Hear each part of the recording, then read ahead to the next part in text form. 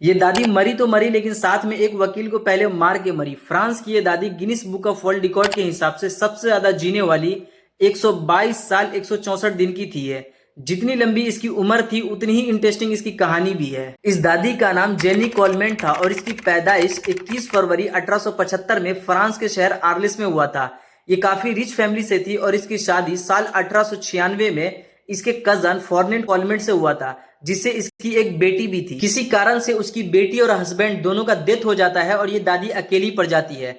लेकिन क्योंकि ये दादी फिजिकली काफी स्ट्रांग थी, 100 साल की उम्र तक ये साइकिलिंग करती थी, जिसकी वजह से इसको अकेली रहने में कोई दिक्कत नहीं होता था। इस दादी का एक गंदा आदत ये था कि स्मोकिंग काफी ज्यादा करती थी और एल्कोहलिक भी थी, और हफ्ते में 1 से 1.5 kg तक ये चॉकलेट खा जाती थी। लेकिन जैसे जैसे इस दादी का उम्र बढ़ता है वैसे ही ये अकेली और कमजोर पड़ने लगती है, और यहीं से इस कहानी का एक नया इंटरेस्टिंग पार्ट शुरू होता है। इस दादी के पास एक वकील आता है और वो वकील इस दादी से कहता है कि मैं आपके साथ एक डील करना चाहता हूँ।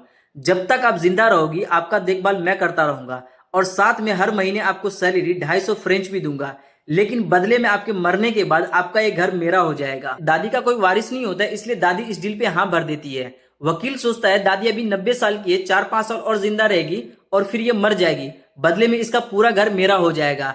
लेकिन वकील सबसे बड़ा गलती यही करता है। लेकिन दादी इतनी आसानी से कहां मरने वाली थी।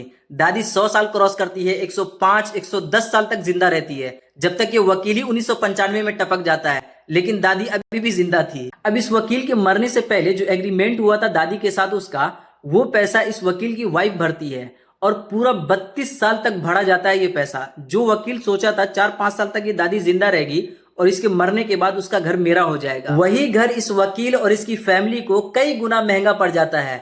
और इस दादी की मौत फाइनली 1997 में 122 साल 164 दिन में हो जाती है।